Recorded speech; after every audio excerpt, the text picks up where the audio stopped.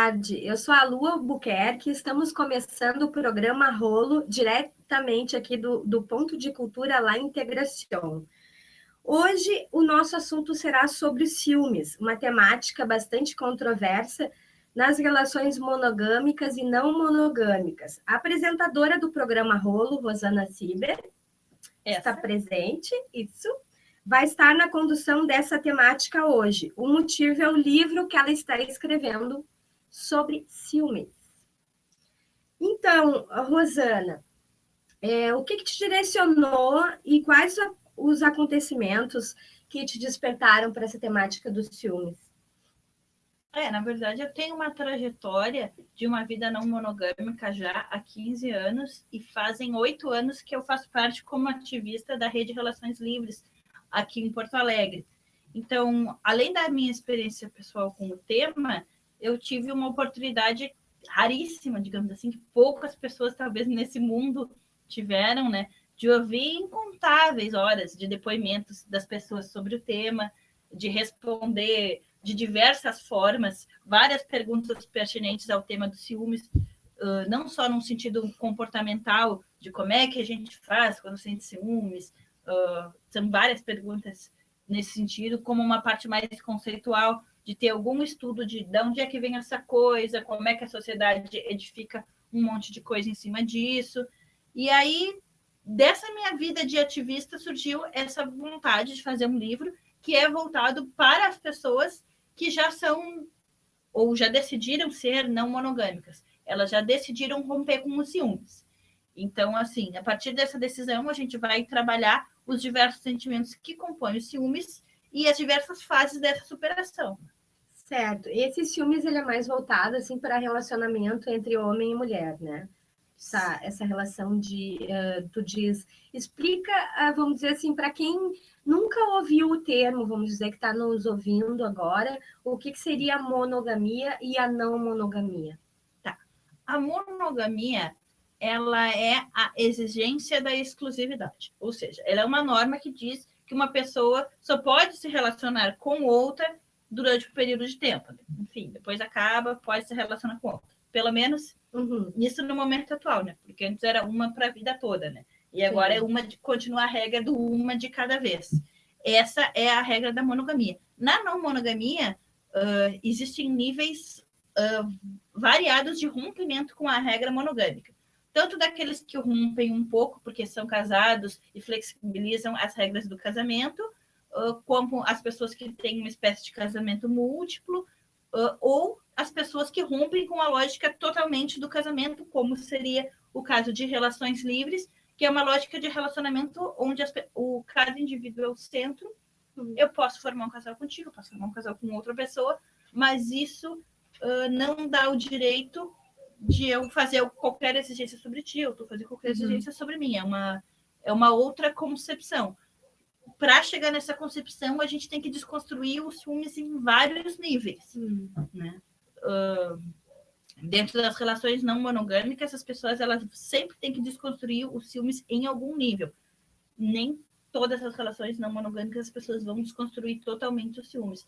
E às vezes a pessoa também ela pode chegar num ponto que ela diz, olha, daqui eu não passo, eu consegui me modificar até aqui. E isso também é uma coisa bem compreensível, né? Afinal de contas, todo mundo foi educado para sentir esses ciúmes, aprendeu desde pequenininho que ciúmes é prova de amor e uma série de coisas nesse sentido. E o amor romântico, idealizado nos romances, nos desenhos, nos próprios desenhos, os personagens. Os contos de fada. Os contos de fada e os personagens ruins, né? Até no ambiente do quadrinho também tem os heróis, tem os bandidos, os heróis, né? Sempre tem essa questão. Então, assim, eu pensando na temática que a gente ia trazer hoje sobre ciúmes, né? Eu pensei nas minhas experiências pessoais e o ciúme é uma coisa que eu conheci muito cedo, né? Tipo assim, eu lembrei que no primeiro namorado que eu tive, eu vivi uma relação bastante passional, porque os machões, eles não suportam a liberdade da mulher, né?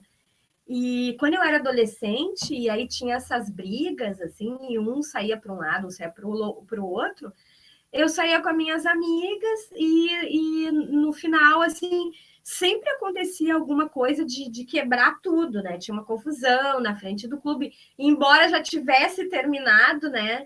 Eu acho que ele sentia que tinha essa questão de propriedade. Então, eu com 15, 16 anos, na minha primeira relação amorosa, eu senti essa questão dos ciúmes muito fortemente, mas um ciúme mais passional, né? Que era capaz de mover as pessoas na agressão, assim, e era muito, muito, muito estranho, né?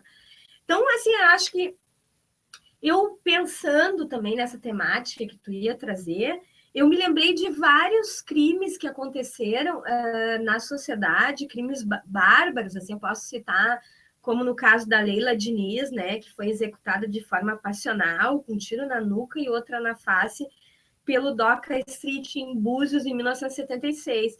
E eu vi uma parte do julgamento, onde era todo feito um discurso em cima da tese da legítima defesa da honra, né? Dizendo assim que o homem tinha aquele sentimento, que isso justificava. Mas naquela época, até os anos 70, isso acontecia muito seguidamente com as mulheres, né? Essa questão da tese da legítima defesa e a violência. E depois que aconteceu esse caso, houve um movimento bastante grande em relação a um movimento de mulheres, né? Para mudar o próprio Código Penal, o artigo 240, que era o homicídio passional, era um direito concedido ao homem, né? Assim, não estava claramente na lei, mas era interpretado pelos advogados como essa questão do ego, daquele sentir ultrajado do homem, de lavar a sua honra. E nessa época, uma organização SOS Mulheres encadeou um trabalho de combate, né, com aquele slogan: quem ama não mata. Não sei se tu te lembra. Não era nascida nesse tempo, mas... A gente tá muito de velha. Não era nascida nesse tempo. Mas essa questão da passionalidade, sim, do sentimento de posse, do homem matar a mulher, do feminicídio, isso está arraigado na nossa cultura e isso é consequência do sentimento de posse, né? Daquele sentimento de, bom, se não for minha, não vai ser de mais ninguém. E isso é o sentimento de posse. Isso é a parte tóxica dos ciúmes. Uhum. Mas uma pessoa, ela só chega a esse ponto que a gente chama de passionalidade, de perda da razão, se ela tiver amparada por uma justificativa racional. Ou seja, a pessoa só faz isso porque a sociedade aceita. Sim. Né? Hoje que isso é menos aceito, ainda acontece, mas acontece menos. Há pouco tempo atrás, a legítima defesa da honra era aceito nos tribunais. Hoje em dia não é mais aceito. Hoje em dia é homicídio. Até existe a questão do crime passional, que pode diminuir talvez a sentença de anos da pessoa, mas é condenado por homicídio igual. Sim. Enfim, né? Perdeu aquela força que tinha, porque as mulheres se levantaram e, como sempre, elas se levantam aí e movem moinhos, né? Sim, na tua opinião, assim, quais os elementos psicológicos que compõem o sentimento dos ciúmes? E assim, como fazer para superá-los? Tu tem Tem um esqueminha para explicar, né? Tem um esqueminha aqui, gente. Olha, a nitidez da câmera não ajuda, então sim, depois a gente vai tentar botar essa imagem aqui no vídeo para vocês. Mas o sentimento, o ciúmes, ele não é um sentimento, ele é um combo de sentimentos negativos. Isso aqui que vocês estão vendo aqui embaixo é uma pedra enterrada, como se fosse a fundação dessa torre. A fundação dessa torre aqui que a gente está vendo aqui em cima, que são uma série de sentimentos. O que é a fundação? O que é a base do sentimento de ciúmes? É a nossa experiência, que é uma experiência da condição humana, que é o abandono infantil. Esse abandono não é um abandono de fato, é apenas o processo da consciência em que a gente, quando bebê, se dá conta que nós e nossa mãe não somos a mesma pessoa. E que a ausência daquele ser que não é nós coloca a nossa sobrevivência em risco. Todos os seres humanos passam por isso, porque a gente nasce com uma consciência que a gente acha que nós e nossa mãe somos a mesma pessoa, e no momento a gente se dá conta dessa separação e, portanto, se dá conta da nossa fragilidade, da nossa impotência, né, em satisfazer as nossas próprias necessidades. Esse sentimento, ele podia ser exatamente como ele está aqui na nossa foto. Ele podia ser uma pedra enterrada lá no nosso subconsciente, na qual a gente não tropeça. E algumas culturas vão trabalhar nesse sentido, para atenuar esse sentimento que a gente viveu na infância. Mas não é o que a nossa cultura faz. A nossa cultura aproveita que já tem essa base, que tem essa fundação lá no nosso inconsciente bem primitivo, e edifica uma torre gigantesca em cima. De cima para baixo, os elementos dessa torre, desse combo de sentimentos que a gente batizou de ciúmes, aqui em cima em amarelinho, gente, isso aqui é um esquema explicativo, tá? Que ele quer dizer que, digamos assim, o que uma pessoa pouco ciumenta sentiria de ciúmes, a gente poderia fazer uma pilha maior para quem fosse mais ciumento ou não, mas digamos que assim, as partes dos ciúmes, essa observação ela foi feita em pessoas não monogâmicas. É claro que nas pessoas monogâmicas a gente pode observar também, mas elas passam por experiências menos radicais, no sentido de ter que enfrentar os ciúmes, né? Essa aqui é mais para não monogâmicos, a explicação? Não, essa explicação, talvez todas as pessoas tenham o ciúmes composto por essas mesmas coisas. Uhum. Só que, por exemplo, a pessoa que ela nunca dividiu o seu companheiro ou a sua companheira com outra pessoa, Uhum. e ela talvez não saiba que ela tem essa camada aqui de baixo, que é o vício da predileção. Que é quando as pessoas elas não estão disputando a outra pessoa, elas estão disputando quem é o centro da vida da outra pessoa. Ah, sim, o preferido. O preferido, o vício da predileção. Por isso que, assim, quem é monogâmico talvez não vá nem saber, porque nunca passou por essa experiência. Então, tu não tem exatamente como saber como você reagiria na situação tal. Claro. Então, você pode, hipoteticamente, supor que você se sentiria incomodado, então você coloca aqui simbolicamente essa camada. Mas é uma coisa que você não sabe, claro, se você tem ou não, porque você nunca viveu. A mais comum que todas as pessoas que unem todos os monogâmicos do mundo, praticamente, é o sentimento de posse. O que é o sentimento de posse? É a parte racional dos ciúmes. A pessoa que tem sentimento de posse sobre a outra, ela diz, não sou ciumenta, eu sou cuido do que é meu. Ou seja, ela acredita que a pessoa é uma propriedade dela. É cultural, né? É aquela cultural. Questão da construção, foi construído. É uma coisa totalmente construída. Na nossa sociedade. Tem outras sociedades que vão dizer que, olha, o ciúmes é um sentimento de baixo calão, assim como a inveja, a ira, a raiva, a violência. Mas na nossa sociedade, o ciúmes está associado a ser uma prova de amor. Isso faz com que as pessoas tenham muita dificuldade de desconstruir, porque elas acreditam que tem um lado bom no ciúmes. Só que, na verdade, assim, se a gente pegasse... É que nem aquela brincadeira, né? A pessoa vira uma carteira de cigarro, aí na carteira de cigarro diz nicotina 000, alcatrão, não sei o que era... Aqueles números minúsculos, né?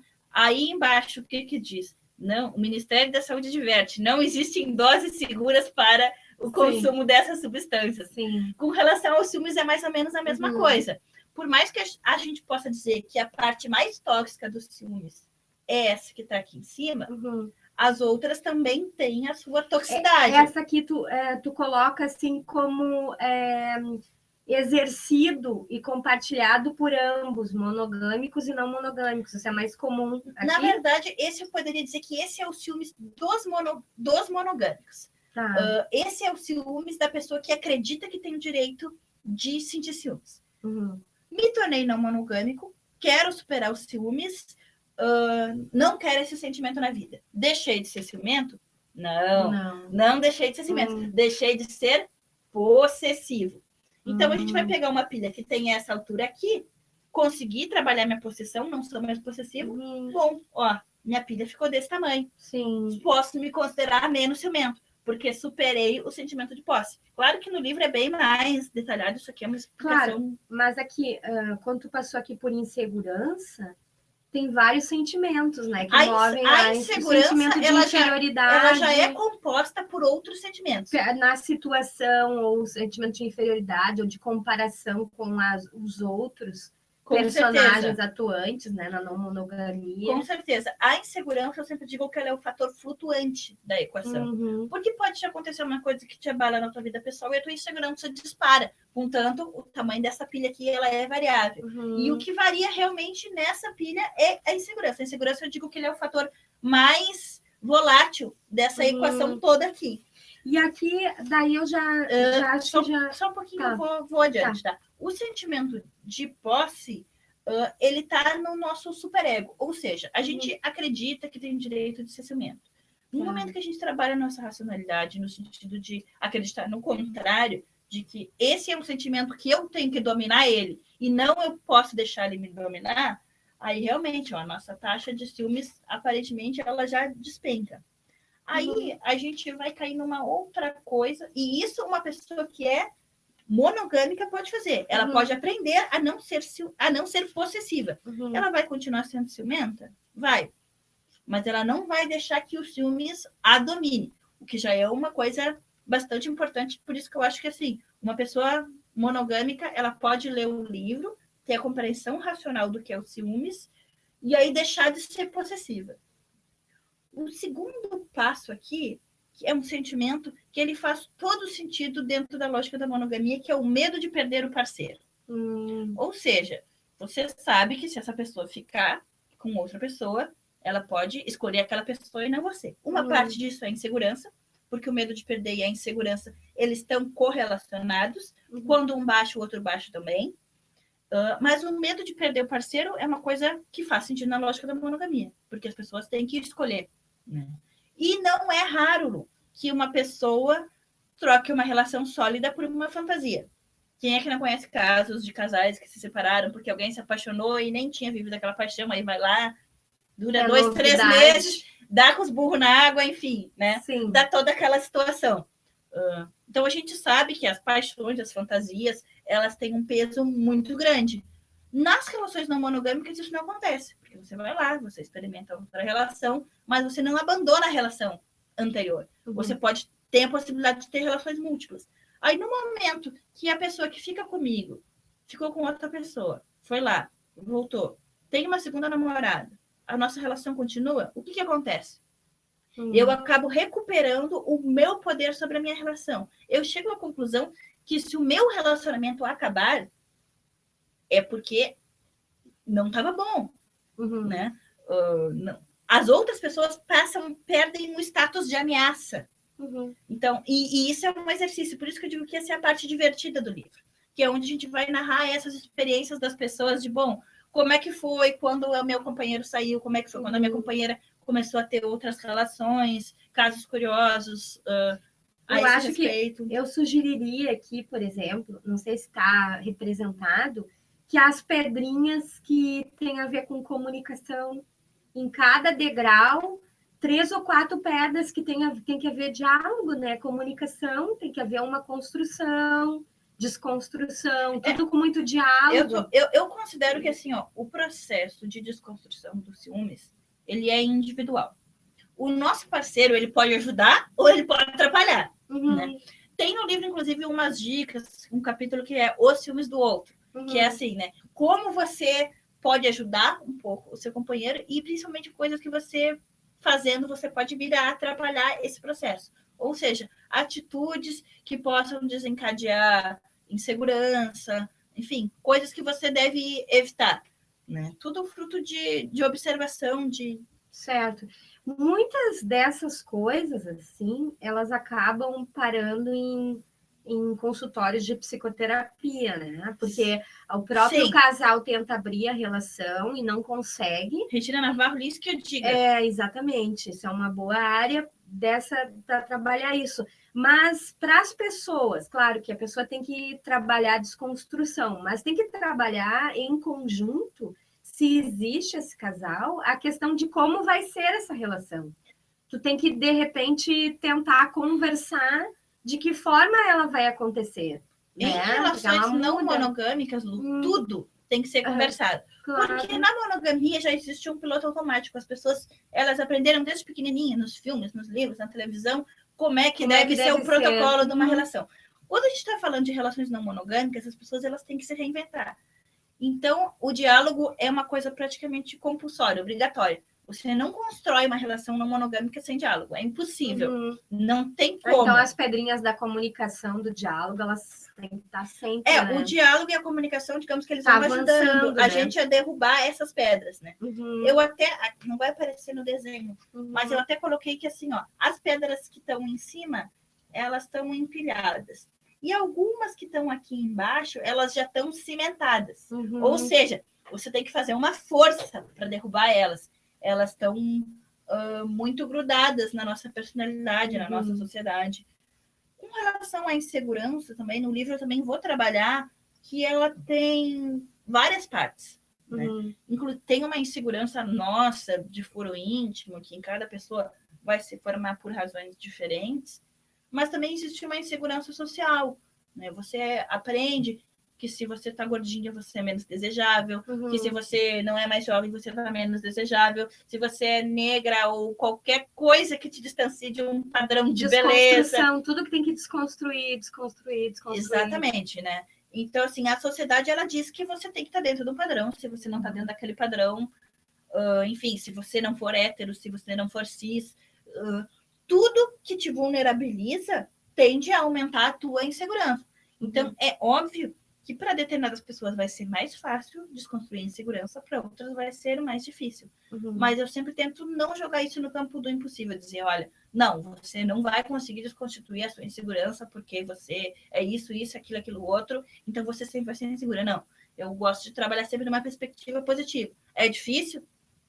É difícil. Eu acho que é uma das partes mais difíceis do processo. O livro vai ser assim para quem está superando, saindo da monogamia e tentando a não monogamia, tentando construir ou sozinho ou com a companheira. Ou com um parceiro ou com parceiros múltiplos, dependendo da realidade. Até porque a pessoa ela pode ler esse livro inteiro, tanto solteiro, tanto sem nenhuma companhia. Mas ela só vai saber... É um tutorial. Ela só vai saber... se ela está preparada para passar pela situação, quando ela passar pela situação. Sim. É a mesma coisa. Eu posso pegar um videogame, ali no videogame, eu fico atirando, mas eu não peguei uma arma de verdade na mão.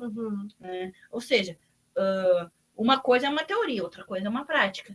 E esse livro, ele faz um link entre uma teoria sobre ciúmes e a prática de desconstrução dos ciúmes. Por isso que eu posso dizer sem falsa modéstia que ele é uma obra única. Porque não existe, até hoje, ninguém nunca publicou uma obra com esse contexto, né? Claro. Ele não tem data de publicação ainda, né? Até porque eu estou num processo de colher ainda depoimentos, porque eu acho que os depoimentos, eles enriquecem vão ajudar bastante na tua pesquisa. Até são pessoas que às vezes eu já conversei com elas, mas eu conversei com ela 2, 3, 4 anos atrás. E aí eu quero, de repente, checar aquela informação. Ou pessoas que eu conheci agora, que estão passando pelo processo agora também, né? Que estão com isso mais fresquinho na cabeça, assim, essa coisa toda, né? Sim.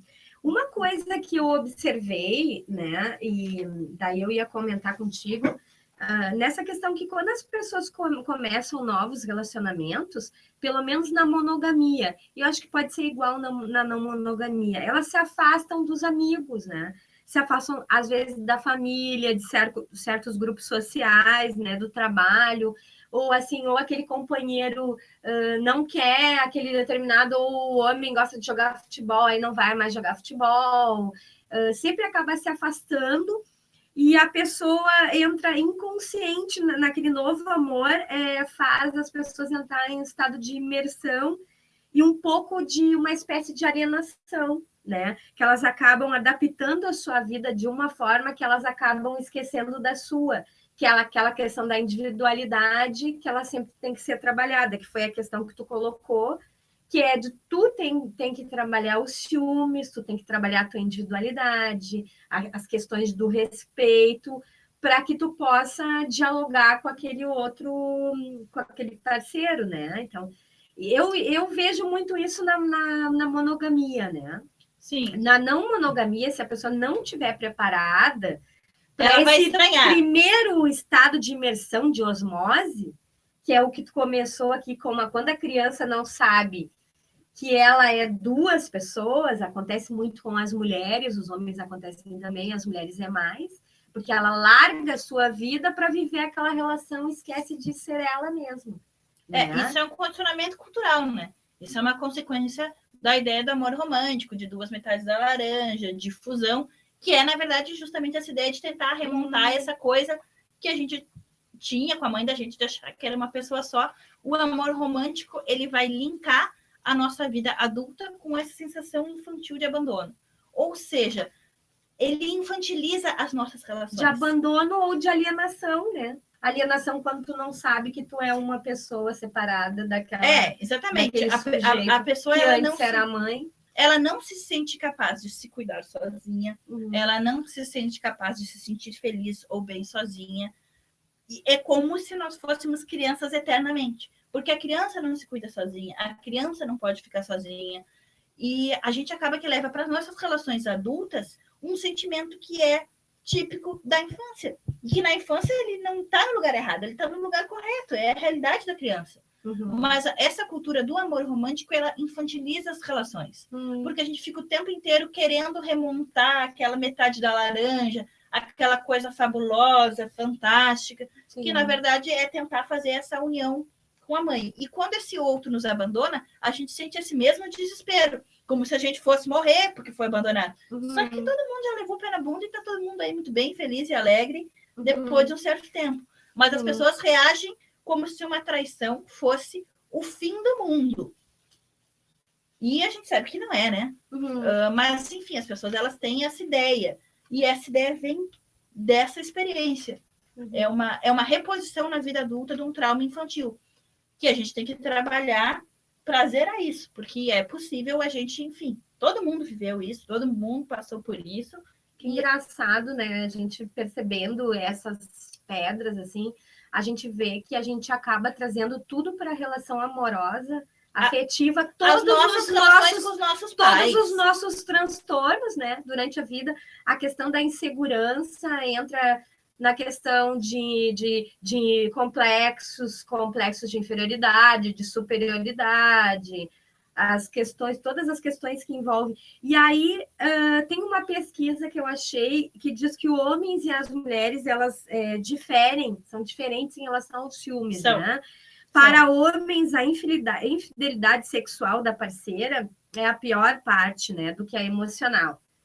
Se ele for traído sexualmente, não é tão duro quanto emocionalmente. E para as mulheres é o contrário. Não, é o contrário. O homem, eu sempre brinco assim... A infidelidade emocional para a mulher é gravíssima. No homem, a sexual...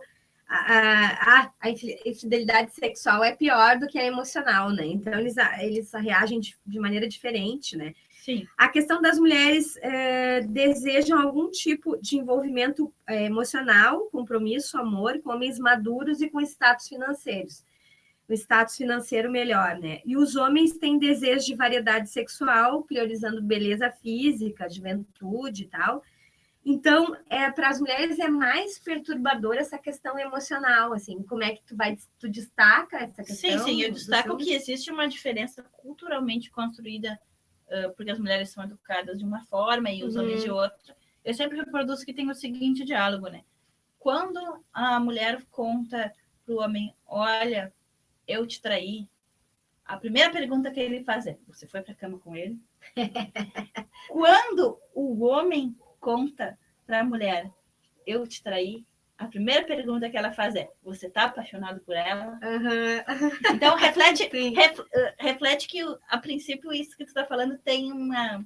Tem um sentido. Tem um baseado sentido. Em pesquisa. Né? Não, tem um sentido de que a infidelidade ela é diferente, portanto, a desconstrução ela vai ser diferente. Eu diria que, assim, a nossa sociedade fomenta demais essa camada nas mulheres, que é a insegurança. Tá?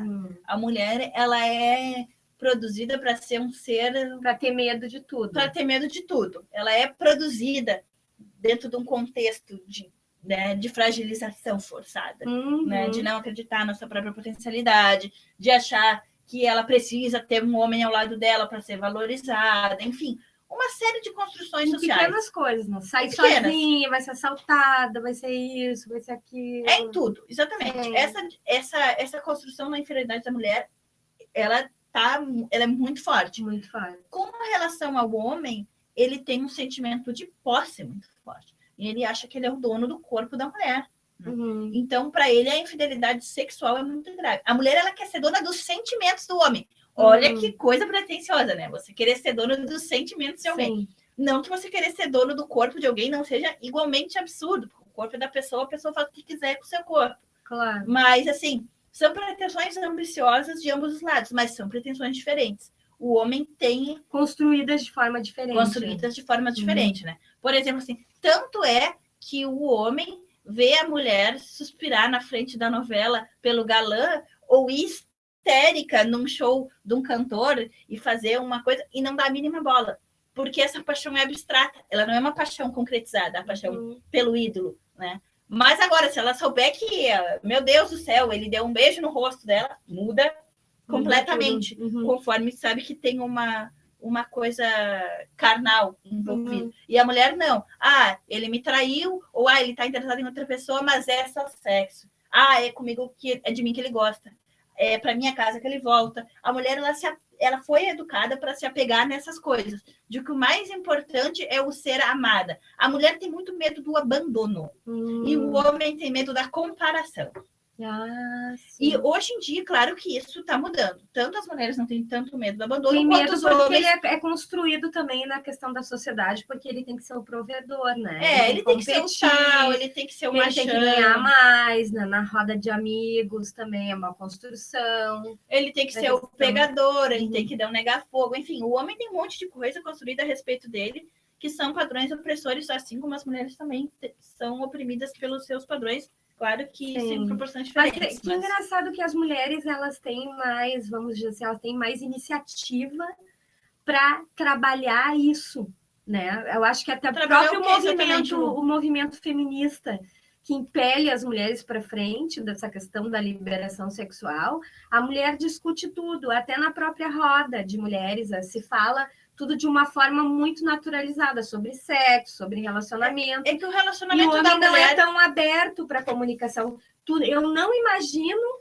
homens machões, né, sentando numa roda para discutir a sexualidade, o seu relacionamento com a esposa. Não, vão discutir sobre futebol, sobre o do gol, só com isso.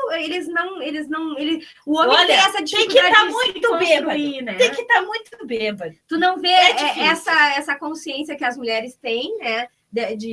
Do próprio movimento feminista de construção de uma nova mulher. Os homens estão ficando para trás, né?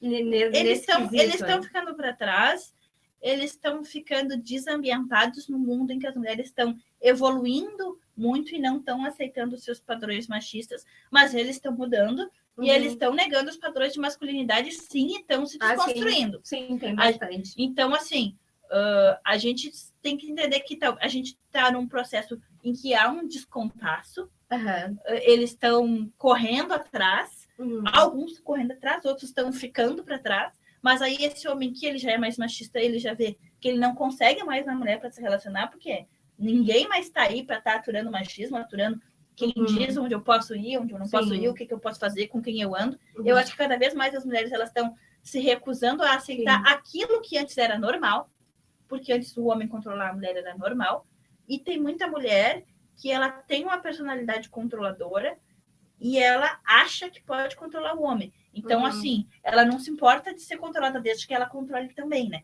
Aí ela fica ligando a cada meia hora para saber onde o cara tá. Ai, que absurdo. Né? Eu conheço vários relacionamentos assim que eu já vi. Pois é, aí as pessoas elas vão para o outro extremo. Em vez de elas construírem a liberdade, elas constroem um controle mútuo. Eu te controlo, tu me controla. Tu me inferniza, eu te infernizo. Sim. Isso é um tipo de igualdade. Para mim, uma igualdade horrível, mas claro. Né? Mas é um tipo de, né? De arranjo. Mas eu acho que a gente sempre deve tentar jogar as coisas para cima, né? Eu acho que se a gente quer ter generosidade, a gente tem que ser generoso. Se a gente quer quer ter liberdade, a gente tem que dar liberdade. Eu acho que essas coisas são importantes. Que no topo dessas pedras, eu acho que tinha que ter assim a palavra liberdade, né? Não, na verdade, essa foto assim, aqui ela é a foto dos ciúmes. Eu acho que a liberdade é a nossa busca da liberdade. Né? A liberdade ela é o nosso propósito, digamos assim, né? Ela não, porque não dá nem para chamar de objetivo, porque eu acho que ela é um propósito, ela é um fim que a gente quer. A gente quer ser livre, a gente quer se libertar, a gente quer libertar outra pessoa, né? A gente quer viver numa sociedade mais livre, né? A gente quer se relacionar com quem seja livre, né? Sim. A gente não quer fazer do outro um prisioneiro, assim como a gente não quer ser prisioneiro. Né? Claro. Então, mas isso é uma coisa muito difícil porque a gente não foi educado para isso. Não tem manual de instrução. E o que eu estou fazendo também não é um manual de instrução. Né? Mas dá para entender? Dá para entender? Não, é um caminho, é a reflexão de outros que já passaram por, o que às vezes é muito importante. Né?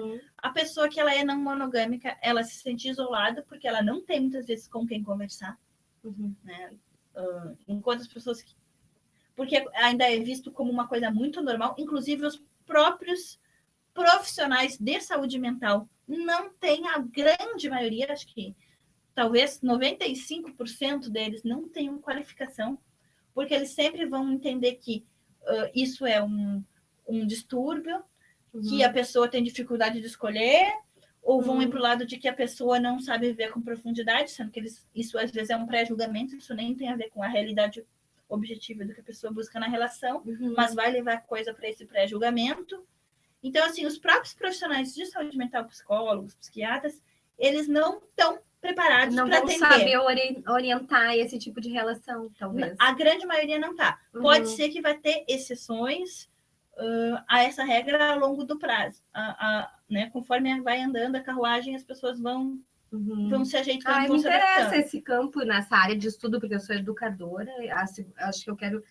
Quer dizer, eu já estou encaminhando para fazer a psicologia, né? Que eu acho que é interessante isso.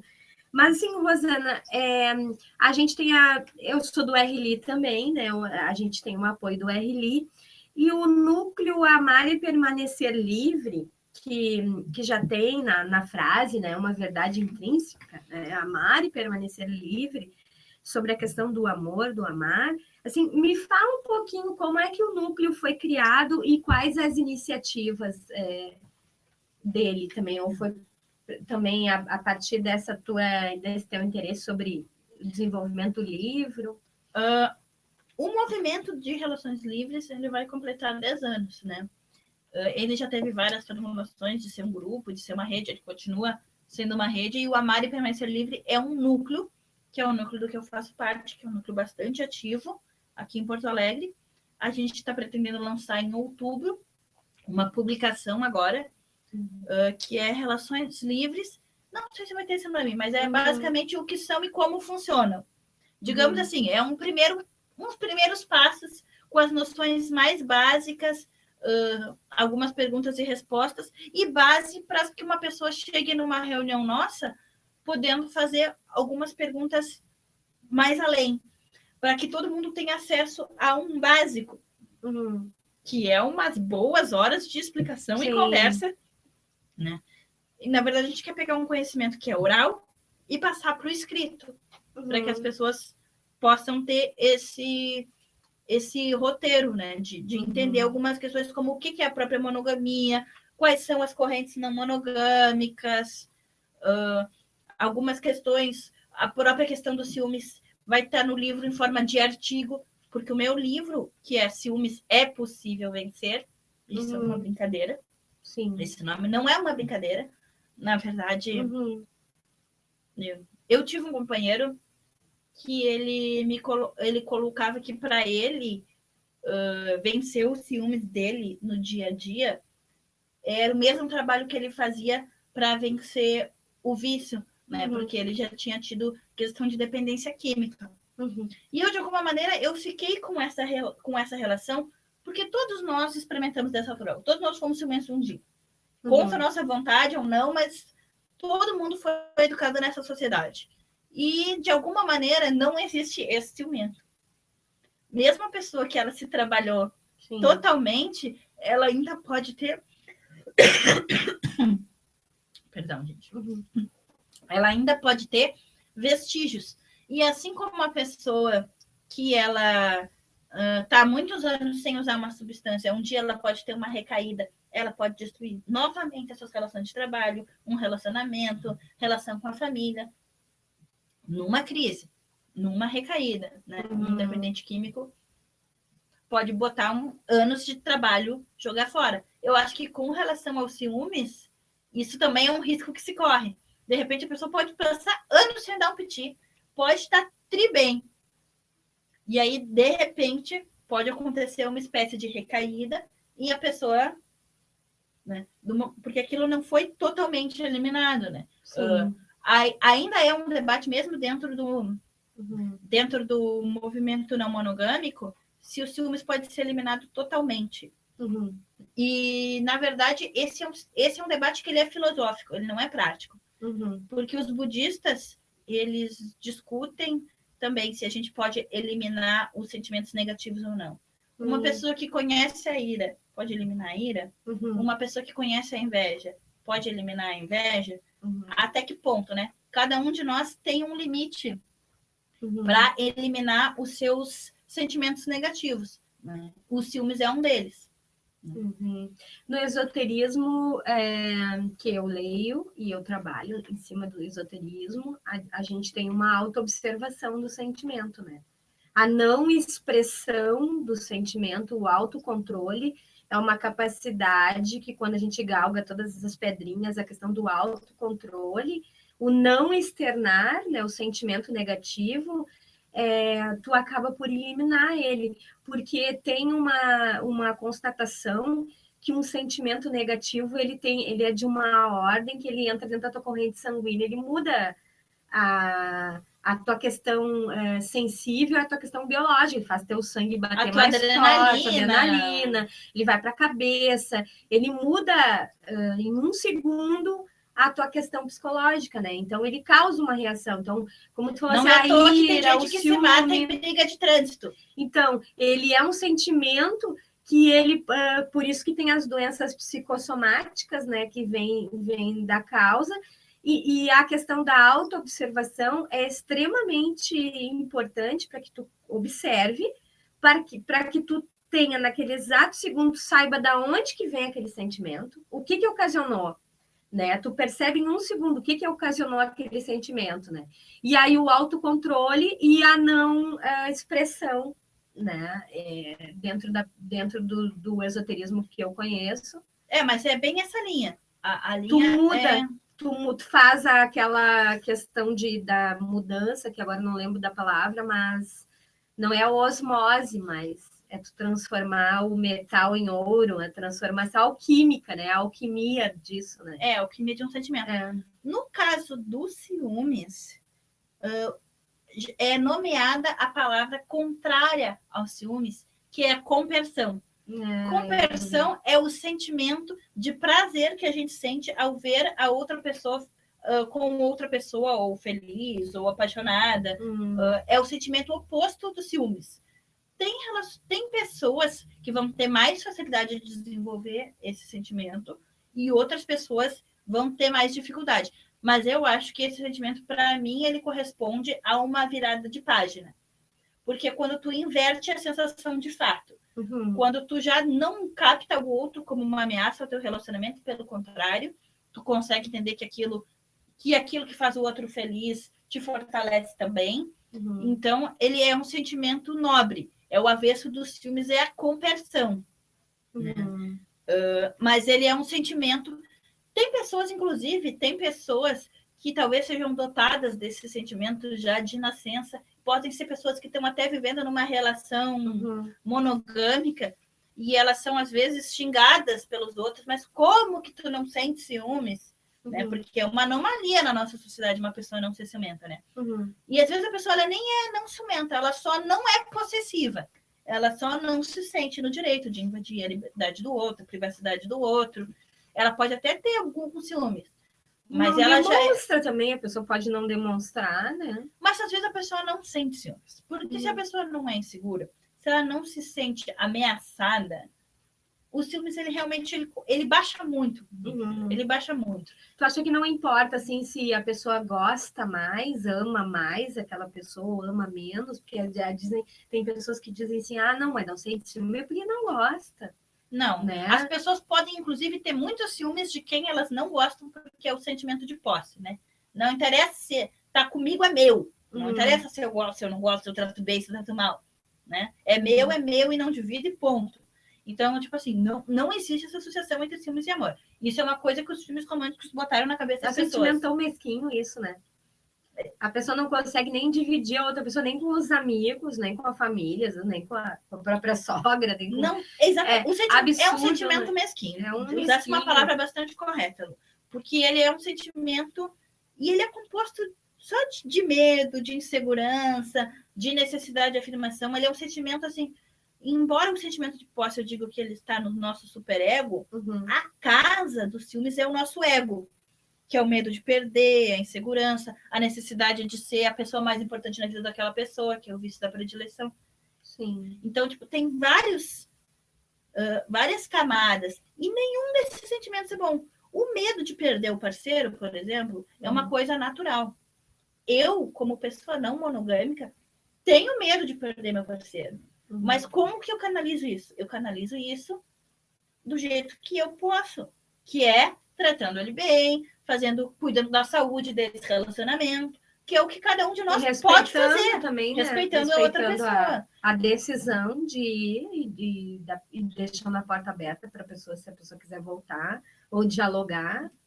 Exatamente. O medo de perder a gente supera em coisas que são do dia a dia. A gente vai vendo que os outros relacionamentos não são uma ameaça. Sim. Mas isso é claro que a pessoa que vem da cultura monogâmica é descrente quando ela escuta eu ouvindo. Claro, porque a realidade que ela viveu sempre foi outra. Sempre foi outra. Eu entendo essa descrença. E eu acho que realmente numa cultura monogâmica, as pessoas terem uma nova paixão é de fato uma ameaça, porque elas se sentem obrigadas a escolher. Claro. Mas eu acho que não tem essa obrigação da escolha. Causa mais sofrimento também, porque no momento que tu escolhe, tu vai abandonar da mesma forma aquela outra pessoa vai sofrer, tu vai largar e vai para uma outra relação que às vezes, como tu falou, pode ser uma fantasia.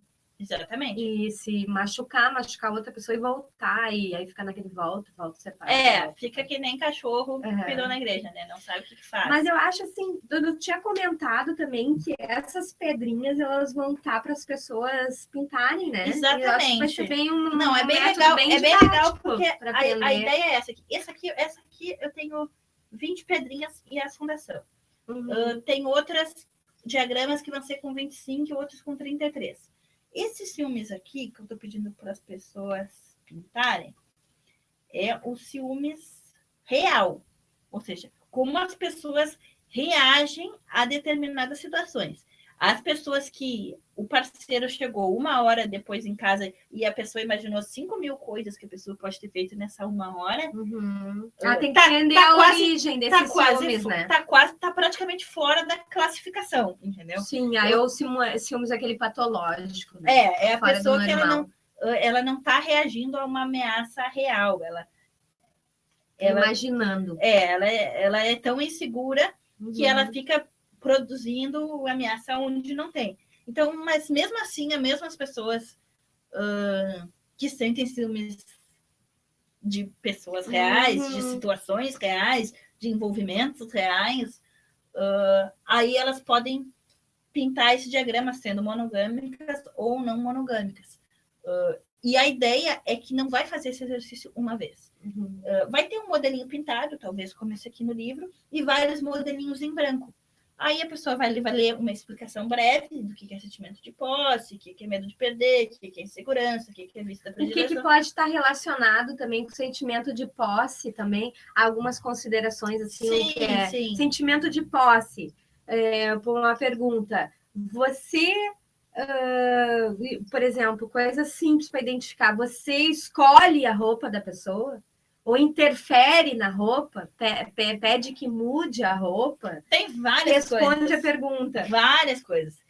Que são intervenções na autonomia. Você interfere na autonomia, na opinião, respeita a opinião. São coisas às vezes muito pequenas, subliminares, que a gente não consegue perceber em algumas relações, né? Sim, sim. E elas já são interferências na autonomia. Elas podem não ser uma manifestação de ciúmes direta, mas elas são interferências na autonomia, né? E aí a gente vai tratar um pouco no livro sobre isso. Como que você, em vez de fragilizar a autonomia do outro, como é que você fortalece, né? Isso é uma questão bastante importante e tal. E se tem muito para refletir sobre isso, porque, como você falou, às vezes está nas pequenas coisas, né? Então, a desconstrução da insegurança ela é muito difícil. Eu acho que quando a gente passa por algumas experiências de compartilhamento de parceiros, a maioria das pessoas não entende isso, mas o normal é que a nossa autoestima dispara. Por quê? Porque você sabe que mesmo que aquela pessoa passe só a quarta-feira contigo e o resto da semana ela passe ou sozinha ou com outras pessoas, você tem a certeza de que aquela pessoa está passando aquele tempo contigo por opção e não por obrigação. Porque quando os relacionamentos eles são por vontade e não por carência, são relacionamentos de outra qualidade. E no mundo monogâmico, as pessoas elas se relacionam muito por carência. Elas estão muito necessitadas de ter uma relação, então elas se apegam na primeira pessoa que tem e ficam com ela grudada que não reda pé. Né? Essa é a realidade, porque a nossa sociedade ela é baseada na carência, né? O sujeito carente, ele é um ótimo consumidor, né? Então é muito importante manter as pessoas carentes, desesperadas, numa sensação de solidão muito grande, terem medo da solidão. Isso tudo é muito, muito funcional para a nossa cultura de consumismo, né? E de competitividade, né? Porque na monogamia, como você tem que escolher uma pessoa só, você tem que escolher o melhor. Então, você tem que ser o melhor para poder ser o escolhido de alguém. E dentro da cultura não monogâmica, a gente vai diluir esses padrões, que são os próprios padrões de relacionamento. Tu acha, assim, Rosana, que dentro dessas relações não monogâmicas, das quais a gente conhece, que tem vários tipos, né? A relação aberta, o swing, a relação que está começando a querer sair da monogamia.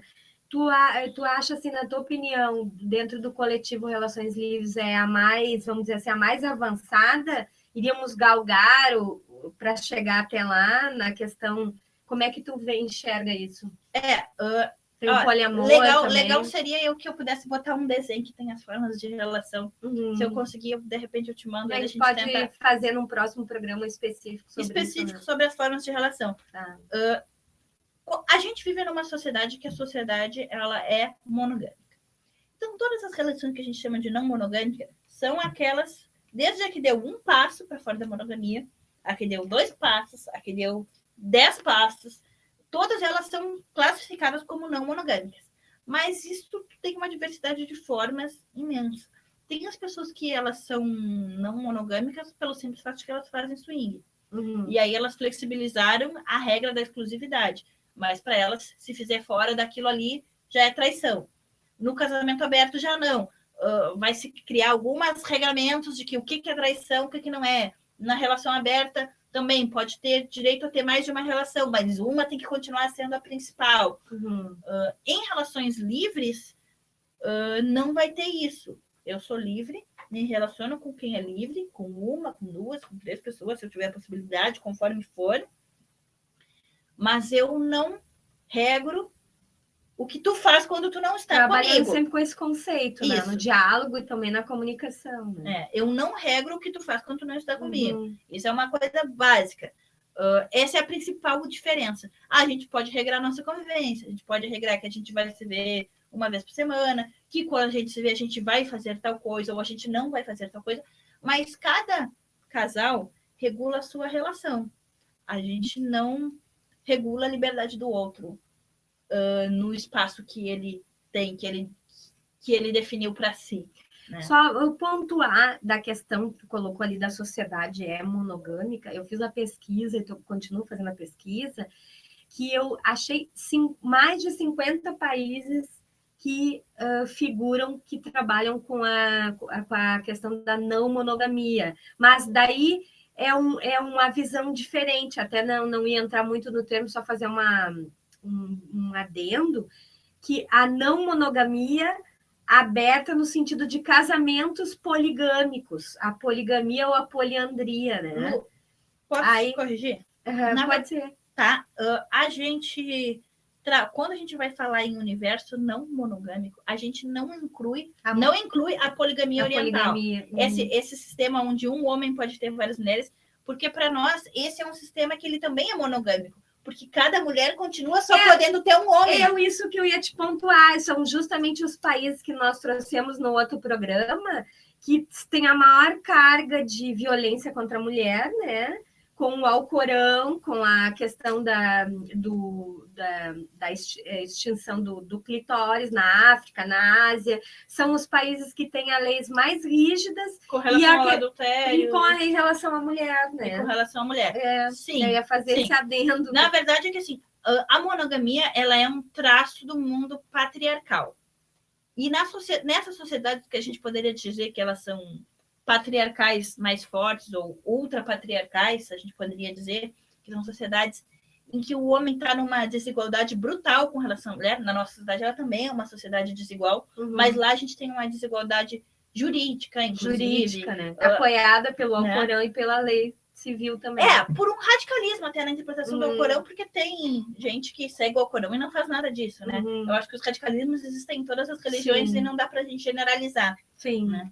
Eu acho que radicalismo, Deus, que bom que o Brasil fosse um país livre de radicalismos. Nossa, né? Estaríamos muito melhores se assim fosse. Né? A gente está muito longe de ter um Estado laico, de qualquer coisa nesse tipo, né? Mas a gente se ilude às vezes, né? De que vive numa democracia, mas a gente sabe que a coisa é muito limitada.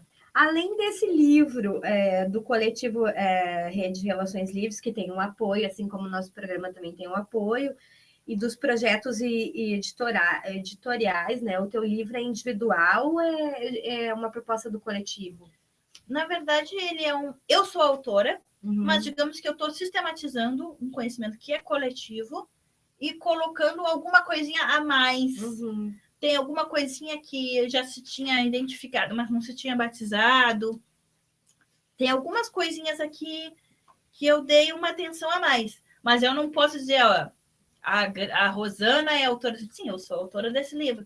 Mas eu estou sistematizando um conhecimento que ele já existe, mas ele está na oralidade das pessoas.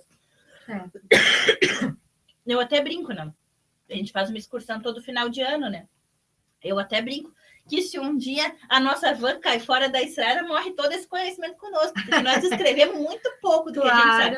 É verdade. Embora a gente tenha publicado várias coisas já nesses 10 anos de grupo, tem muito pouco publicado, se a gente for ver com relação ao acúmulo que as pessoas têm de fato. Sistematizado também. Né? Sistematizado, é a palavra, né?